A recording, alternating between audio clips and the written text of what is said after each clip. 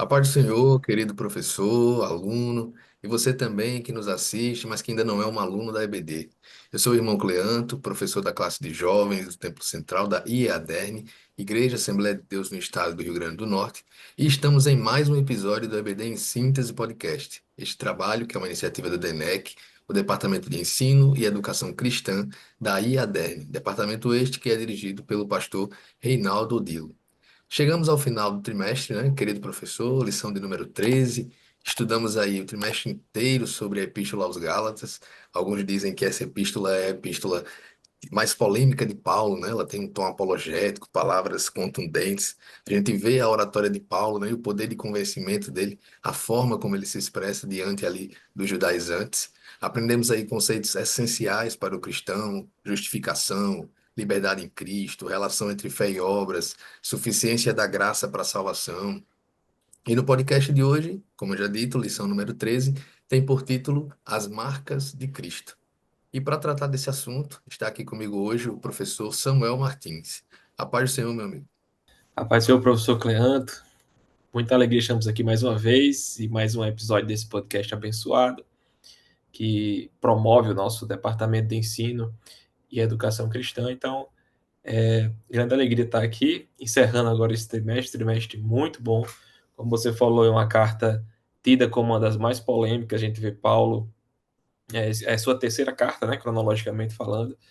Inclusive, ele precisa justificar muito esse argumento a respeito do seu ministério de apóstolo, então ele usa isso também, tem que montar esse argumento na carta, coisa que a gente não vai ver com tanta veemência nas outras, né? Quando esse ministério já vai sendo validado pelo tempo e pelas obras que ele pratica. E é uma carta, de fato, muito interessante, com um tom apologético muito forte, e ela vem nesse contexto, né, da segunda viagem missionária de Paulo. Então ele já tinha exercido ali o começo do seu ministério, implantando essa igreja aos Gálatas nessa primeira viagem. Quando passa ali na segunda viagem, passa por aquela região novamente, provavelmente depois de passar pela Galácia, em Éfeso ele escreve essa carta, e ele escreve com todo esse tom mais veemente, com vários recursos de linguagem, onde ele vai transparecendo ali até o desgosto, uma raiva até de como aquela situação dos Gálatas chega àquele ponto. Né? Em Atos 3 a gente vê como foi a primeira pregação dele ali naquela região. Então a gente fica assim olhando e sente essa angústia que Paulo sente, essa decepção que Paulo sente. Então realmente é uma carta muito interessante, mas que também fala muito aos nossos tempos, né? Para a juventude de forma geral, falando sobre realmente a defesa da fé diante do legalismo, certo? Da salvação pelas obras. São temas que não ficam reservados somente aos tempos passados, né? Somente aos Gálatas. De fato, Deus registra e preserva a sua palavra através ali do apóstolo Paulo para os nossos tempos, para que a gente possa beber dessa fonte e também nos blindar. Assim como Paulo tentava blindar os Gálatas, a gente, com essa sabedoria bíblica, né, nos blindar também contra esse veneno do legalismo, da religiosidade vã, e a gente poder se apegar de fato ao verdadeiro evangelho, à essência do evangelho de Cristo.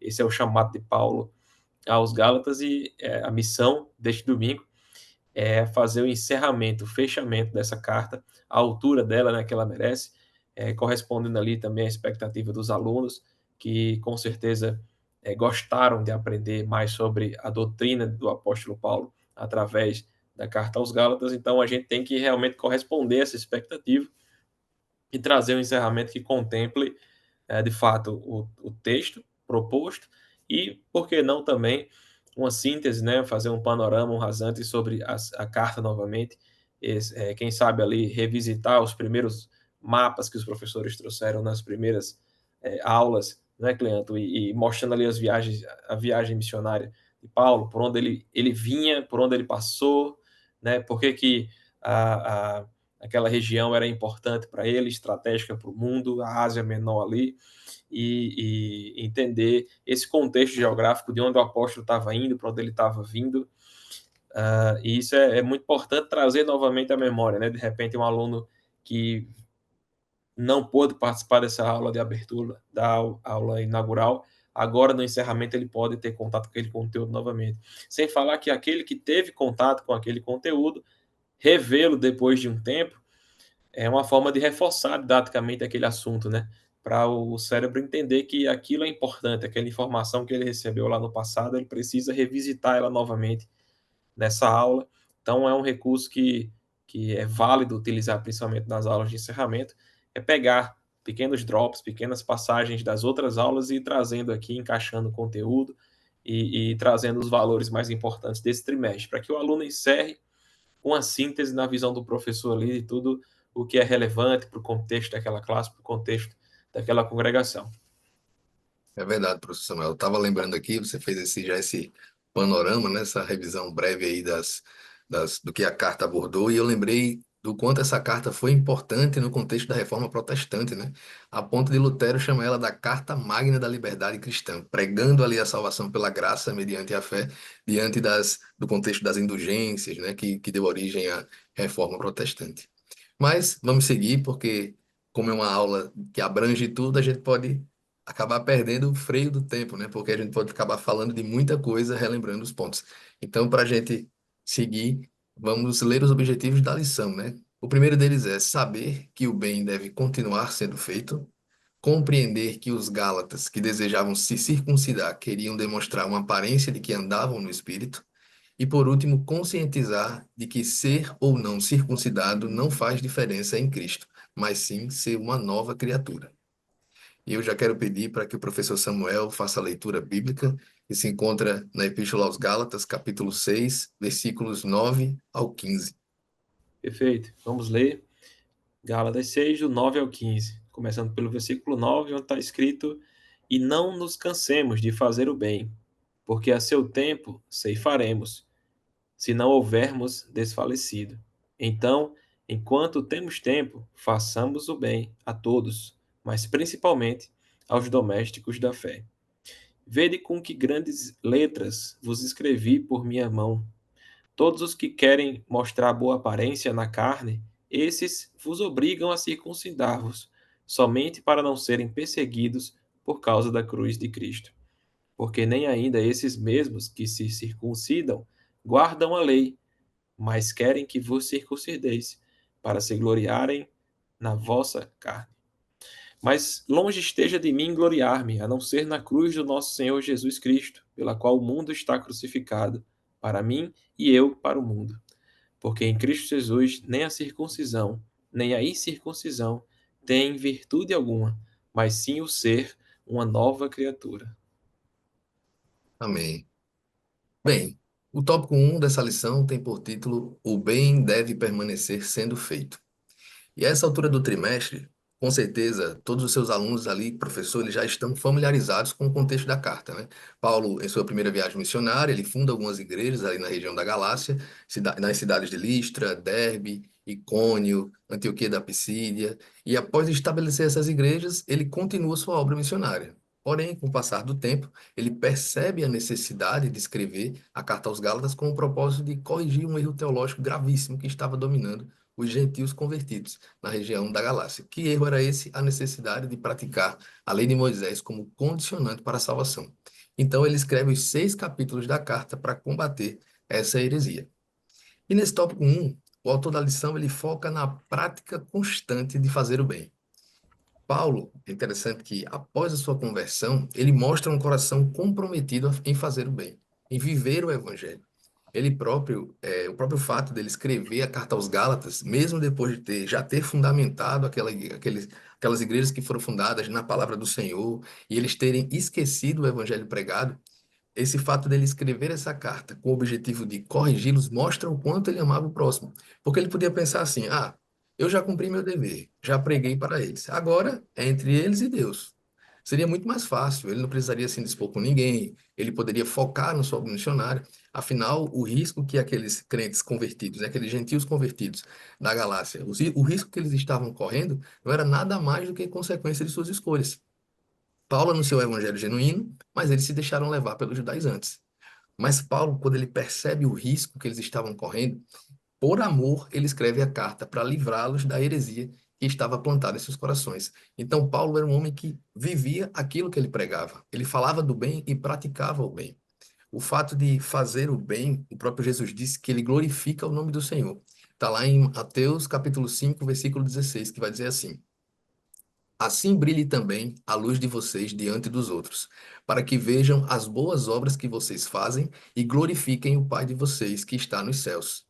E eu acho importante, professor, você mostrar que Paulo, ele fala sobre a constância em fazer o bem, né? Então, essa é uma informação que já nos mostra que a igreja da Galácia, ela já praticava o bem, porque ele diz, não se cansem. Então, isso pressupõe que eles já praticavam. E o bem, ele não pode ser uma ação pontual, mas uma ação contínua em nossas vidas.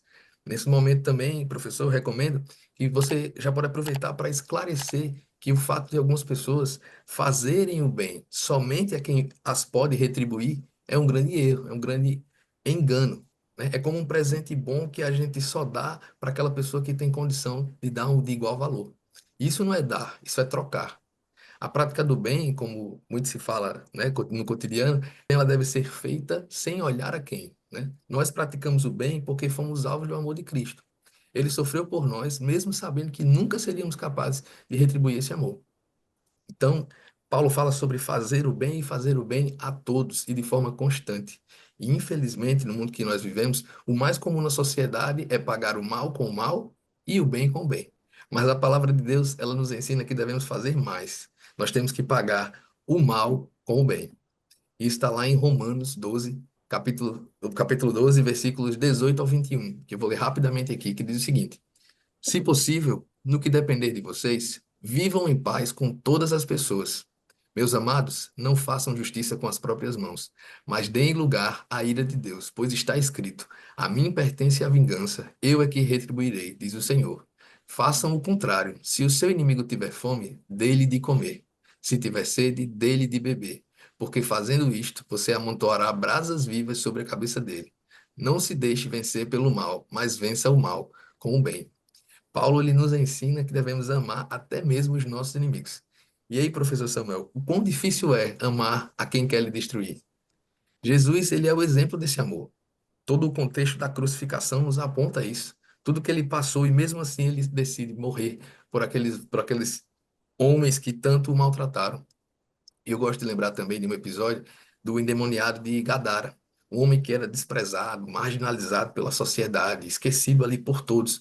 Mas Jesus, que não espera receber nada em troca, ele atravessa o mar da Galileia e vai em direção àquele homem. O propósito de Jesus era claro ali, era libertar aquele homem e trazer dignidade de volta, né? Devolver ele de forma digna à sociedade. E essa é uma prova do amor genuíno e do desejo de fazer o bem a todos, sem esperar receber nada em troca. Porque é muito fácil fazer o bem a quem nós queremos bem, amar a quem nos ama.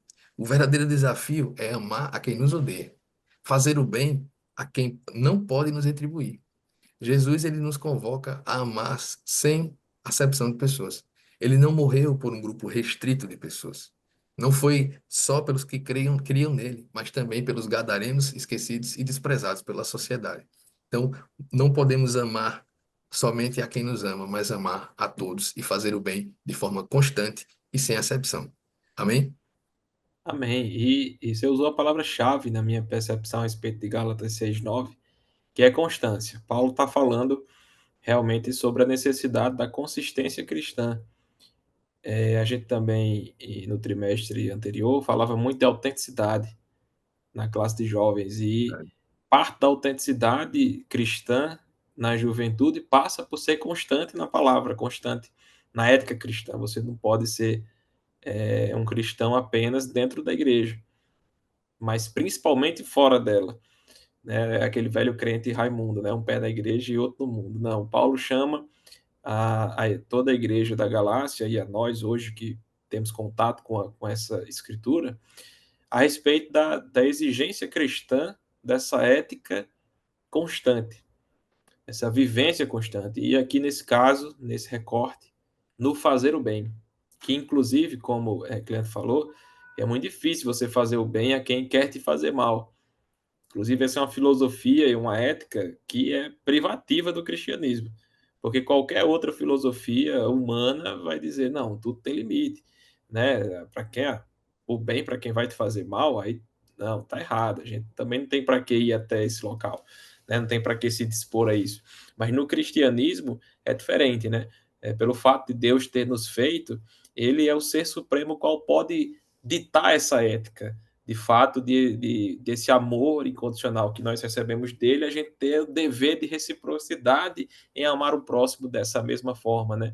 Com ressalvadas proporções, né? Com a mesma intensidade também, amar os outros como conforme o padrão daquele que nos amou, né? Então, por isso essa ética cristã é tão dura, tão difícil de seguir humanamente. A gente precisa, de fato, vivê-la por Cristo e em Cristo, apenas com a ajuda dele para ser constante, inclusive, na bondade, que é a expressão desse amor que o cristão recebe e deve retribuir à sociedade de forma geral, né? E principalmente aqueles que nos perseguem também. E aí, Paulo, quando chama a igreja a essa vivência constante do bem, ele até ressalva, ó, você não se canse, já dando a entender, porque é um trabalho cansativo, de fato, fazer o bem. Inclusive, o que ele estava fazendo, essa doutrina aos Gálatas, é um exercício do amor, é fazer o bem, é fazer a obra, é evangelizar, é exortar, exercer até generosidade. Ele está ali, ele para a viagem dele, da segunda viagem, e redige essa carta para os Gálatas, dizendo: olha, vamos entender o que está acontecendo, eu quero que vocês terminem a caminhada bem. Vocês começaram tão bem lá em Atos 13, vamos terminar bem. Estou vendo aqui divergências e portas e janelas que estão abertas que devem ser fechadas na vida espiritual de vocês. E ele vai começar a fazer esse trabalho também para a igreja, né? E aí ele também lembra que no tempo certo haverá uma colheita, se a gente não tiver desfalecido, se a gente não desanimar. Se a gente continuar constante, se não nos cansarmos, no tempo certo haverá uma colheita dessa semeadura do bem constante. Né? Então, esse chamado paulino aqui, já de abertura desse nosso recortá-lo de hoje, tem que caber toda essa discussão na sala de aula sobre a necessidade de viver ativamente essa ética cristã, de viver o bem, né, em antagonismo com essa filosofia do mundo de forma geral, e aí a gente pode chamar a, ao centro da aula as filosofias hedonistas, onde vão priorizar o prazer, e na busca pelo prazer, esse ato generoso e misericordioso de ter compaixão com o próximo e ser bondoso, não dá prazer a quem sofre em amar, né? Quem sofre em ser bom. Na verdade, o contrário. Então, você já tem divergências aqui centrais a respeito dessa ética, dessa conduta. Então, o cristão, ele vive nesse patamar realmente superior, porque é de cima realmente que essa ética é dada, essa forma de viver. E Paulo está aqui fazendo eco, lançando fundamento dessas doutrinas bíblicas divinas para a vida do crente. O crente ele deve viver fazendo bem constantemente. E aí, Paulo também, outra oportunidade, em 1 Coríntios 15, 58, escreve que, portanto, meus amados irmãos, sede firmes e constantes, sempre abundantes na obra do Senhor, sabendo que vosso trabalho não é vão no Senhor. Então, Paulo ele mantém a coerência, faz ressalvas similares ali aos coríntios. Então, o jovem precisa realmente entender isso, se preservar no bem, e isso é preservar sua fé em meio a pressões da sociedade, continuar sendo generoso, evangelizar, resistir tentação também, exercer essa bondade, viver abundantemente nas obras de Cristo, fazendo o bem. Amém, professor, é verdade. Ninguém entende, né, essa forma de agir do cristão, é como você disse, é algo que é privativo do cristão, é a contracultura cristã. Viver praticando bem, sem olhar a quem, é algo que chega a ser inexplicável para alguém que só olha para as coisas, para as pessoas com os olhos da carne. Mas nós que temos o Espírito Santo, que temos a palavra que nos guia e nos ensina, nós entendemos que precisamos amar ao próximo como a nós Professor, mesmos, né, como Cristo nos e ensinou. aqui, para não ficar intempestivo, eu peço a palavra para fazer então a leitura dentro desse seu recorte, que você reforça, em 1 Coríntios também, só que no capítulo 1, versículo 18, Paulo vai fazer exortação para nós, de que a palavra da cruz é loucura para os que perecem. Ora, viver fazendo bem, vocês são loucos, os crentes são os loucos. Mas para nós que somos salvos, é justamente o poder de Deus, essa loucura para o mundo, na verdade, é a cereja do bolo do cristão. Quer dizer, não, você não está entendendo, é loucura mesmo. E só dá para viver essa loucura se for imerso, submerso no amor de Cristo. E aí sim o fardo é leve, porque a gente recebe graça para viver essa loucura do evangelho, que é esse poder para os outros, né? Mas que para nós, de fato, é poder de Deus. Amém. Então, querido professor, já avançamos aqui para o tópico 2, que tem por título Aparência na carne. E após Paulo abordar essa questão da prática do bem, da constância, ele retoma o embate que ele travou desde o capítulo 1 da carta. Só que agora ele apresenta a real motivação desses judaizantes. Por que de tudo isso? Né? A questão não era o zelo religioso, mas a conveniência. No versículo 12, ele vai nos dizer que eles agem assim para não serem perseguidos por causa da cruz de Cristo. Então, eles não estavam dispostos a sofrer por Cristo e por isso eles buscam atrair a glória para si mesmos, fazendo discípulos, tentando desvirtuar aqueles gentios, outrora convertidos, a respeito da necessidade da circuncisão. E só abrindo um parêntese rápido aqui, professor, eu recomendo que você traga uma breve explicação sobre o versículo 11, né, que vai falar sobre essas letras grandes, né? O versículo diz o seguinte: Vejam com que letras grandes escrevi a vocês de próprio punho. Como nós sabemos, Paulo, né, nas suas cartas, ele utilizava um amanuense, que era uma espécie de secretário que escrevia ali suas cartas. Ele ditava as palavras e o amanuense, ou esse secretário, ele anotava fielmente o que ele dizia. E ao final, para dar autenticidade àquilo que foi escrito, e a forma de Paulo dizer assim, foi eu mesmo que disse essas palavras, ele assinava essas cartas. E aí a gente pode ver isso lá em 2 Tessalonicenses 3,17, que o próprio Paulo explica que fazia isso para dar autenticidade àquilo que estava escrito. Então, ele dizer que ele escreveu pode significar duas coisas. Ou ele escreveu toda a carta, ou ele tomou ali naquele momento a caneta do amanuense e escreveu aquelas últimas palavras, né? Como uma forma de dar ênfase ali à conclusão daquela carta, o que ele queria, a mensagem que ele queria passar. E o fato das letras grandes, né? Existe um grande grupo de estudiosos que acreditam que o espinho na carne de Paulo, na verdade, era um problema na visão. E eles justificam isso pelo fato dele utilizar o escritor, né, nas suas cartas e também baseado no capítulo 4 da Carta aos Gálatas, versículos 13 a 15, que diz exatamente o seguinte: E vocês sabem que eu lhes preguei o evangelho a primeira vez por causa de uma enfermidade física. E, por mais que a minha enfermidade na carne lhes tenha sido uma provação, vocês não me trataram com desprezo nem desgosto. Pelo contrário, me receberam como anjo de Deus, como o próprio Cristo Jesus. O que aconteceu com a felicidade que vocês tinham? Porque posso dar testemunho de que, se fosse possível, vocês teriam arrancado os próprios olhos para me dar. Então, baseado nesse texto no uso de um amanuense para escrever suas cartas, alguns estudiosos acreditam que Paulo, esse espinho na carne de Paulo era, na verdade, uma deficiência visual. Mas, sendo esse caso ou não, Paulo deixa claro que ele tinha algo importante para dizer nessa conclusão. Ele não iria terminar a carta de maneira convencional, por isso ele dá ênfase a estas últimas palavras, dizendo que ele mesmo escreveu. E aí, com letras grandes, pelo fato da dificuldade visual ou não, ele queria dizer: o que eu vou escrever agora é de extrema importância, prestem atenção, reflitam sobre isso. E aí ele escreve.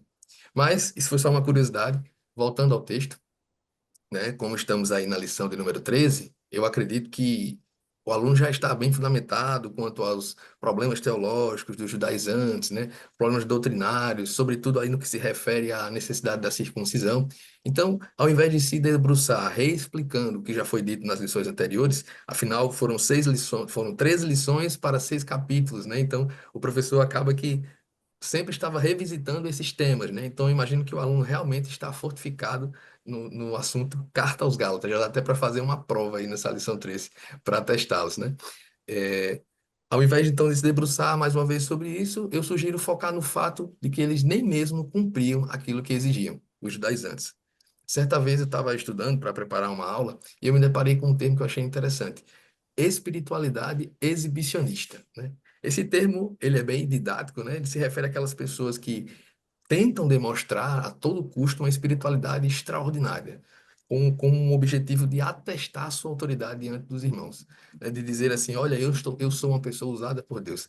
E essa, professor Samuel, é uma característica essencial de um falso mestre. E não era diferente para os judaizantes, né? Eles queriam atrair a glória para si. Eles não eram só arrogantes e persuasivos, eram também hipócritas.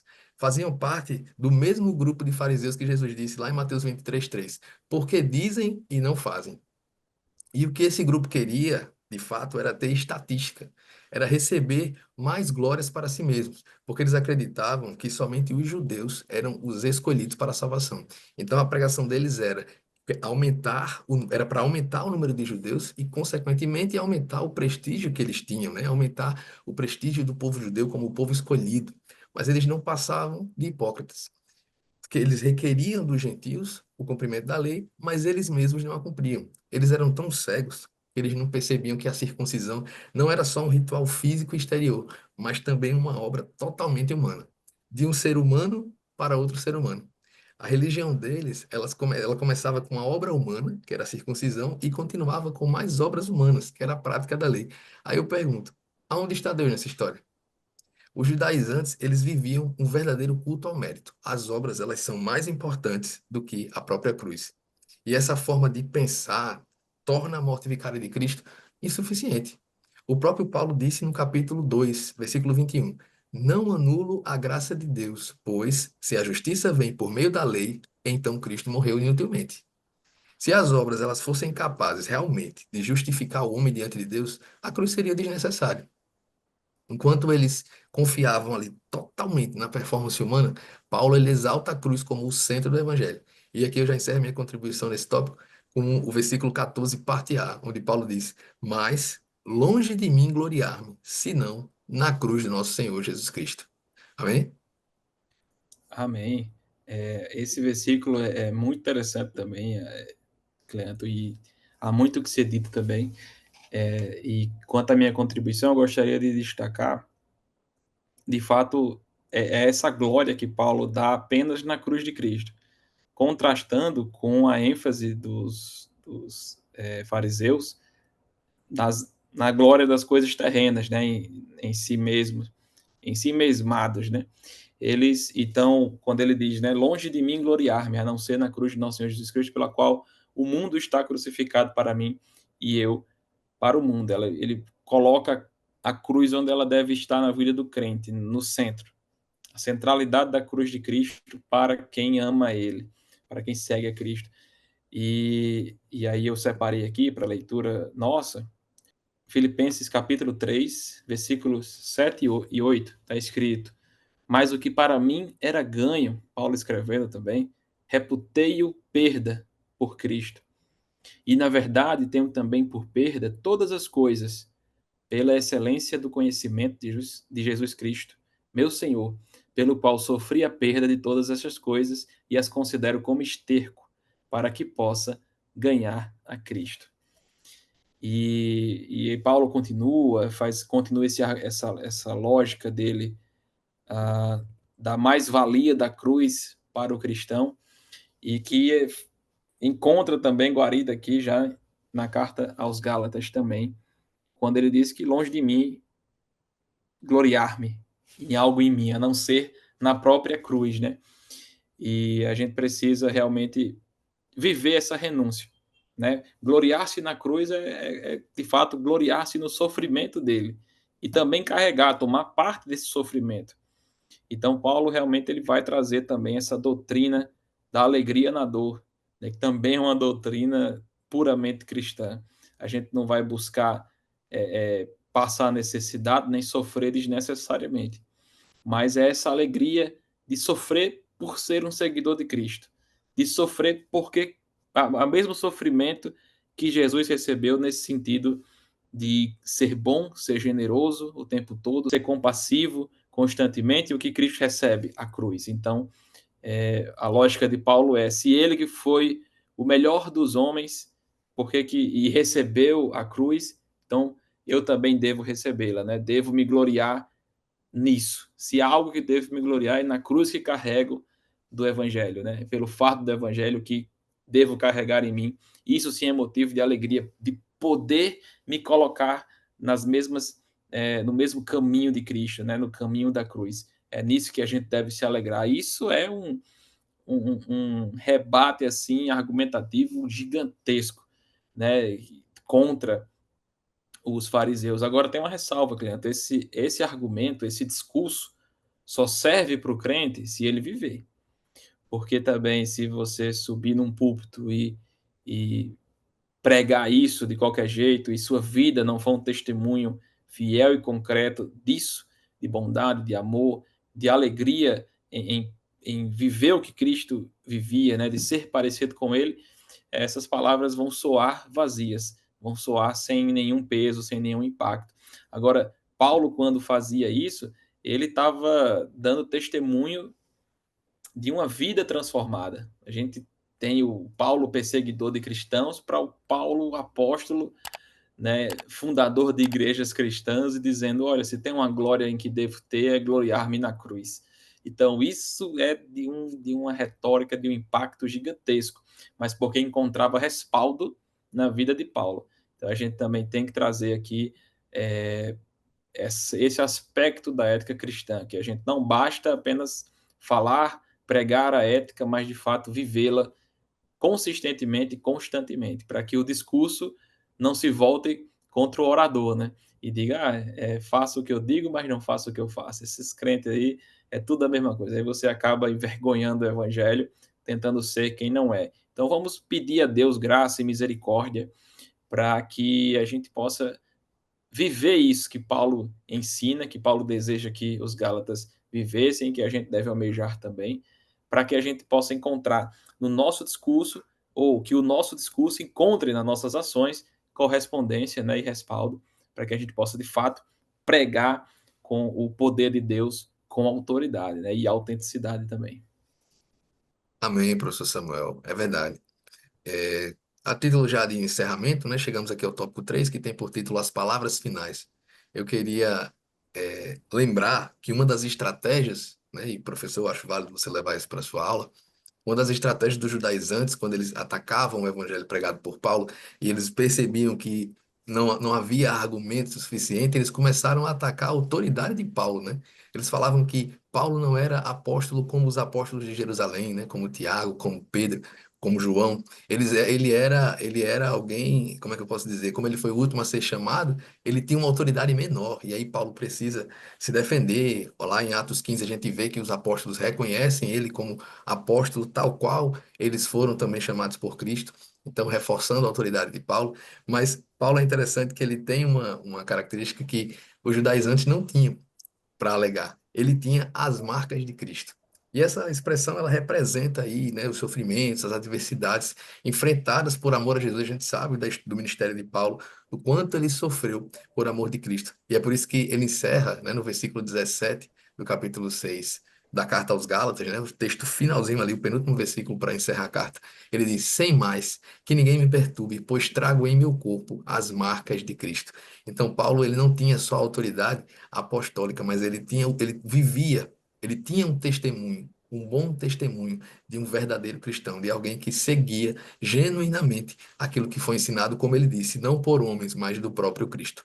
Então, eu já, como consideração final, eu quero também deixar uma dica pedagógica, querido professor, que é a utilização do Kahoot ou de alguma outra ferramenta que você já está acostumado a utilizar na sua classe para lição de número 13, né? Você está fechando um trimestre que passou por todos os ensinamentos da Carta aos Gálatas, né? Então, os seus alunos estão bem fundamentados e não há cenário melhor do que esse para uma provinha, para uma revisão, para um momento que vai fazer os seus alunos lembrarem de todos os conceitos que foram abordados através da resposta de perguntas, né? Uma Kahoot é uma ferramenta bem simples, ela forma um ranking depois, você já prepara ali um chocolate para premiar aqueles alunos que se entregaram mais nesse trimestre, né? Estudaram mais e, notadamente, vão alcançar um resultado melhor. Então, eu já passo aqui para o professor Samuel também para suas considerações finais. Perfeito, professor, obrigado. No encerramento, a gente fala muito também sobre o aspecto de Paulo, né, o fato dele carregar em si as marcas desse evangelho, e a gente sabe que Paulo não para na segunda viagem, ele vai terminar a segunda viagem, tem a terceira, termina ali no segundo cárcere romano, também vivendo essas marcas, né, por amor de Cristo. A gente sabe que ele começa pregando dessa forma e termina pregando dessa forma também, aliando o seu discurso à prática, né? E isso, para mim, olhando, dando um passo atrás, olhando essa carta, aplicando para a vivência da juventude nos dias de hoje. Isso me fala, como a gente trouxe o primeiro tópico, de identidade, que o jovem cristão não vai precisar buscar encontrar sua identidade nas redes sociais, nos grupinhos da escola, da faculdade, do trabalho. O verdadeiro valor da identidade cristã está em Cristo. Então é nele que vamos buscar se espelhar. Então a bondade tem que ser constante, o amor, a generosidade, as boas obras têm que ser abundantes também na vida do crente, não para a salvação, mas porque salvos, as obras boas devem abundar na vida daquele que é salvo. E isso fala, já puxando até para o segundo tópico ali, de testemunho. Esse discurso eloquente que Paulo tinha sobre gloriar-se na cruz de Cristo só tem valor se você de fato viver isso. Senão, vão lhe identificar como um fariseu, como Cristo identificava os antigos fariseus. Aquele que só tem discurso, só tem retórica, mas vazio, sem testemunho.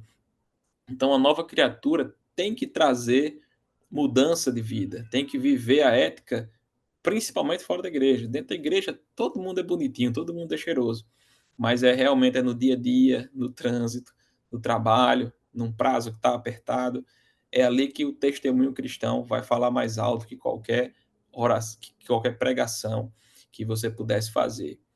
E agora, nessa despedida, né, de Gálatas, eu vejo também um aspecto de esperança. A gente fala sobre viver a identidade, sobre viver o testemunho, mas ao mesmo tempo também é importante falar sobre a esperança de que, mesmo se tudo der errado, se você falhar, se você em algum momento da vida escorregar, pisar em falso nessa jornada, o que é comum e, aliás, é esperado que isso aconteça até. O ideal é que aconteça cada vez menos, né? Até a gente ir para o céu e aí não precisar mais se preocupar com isso.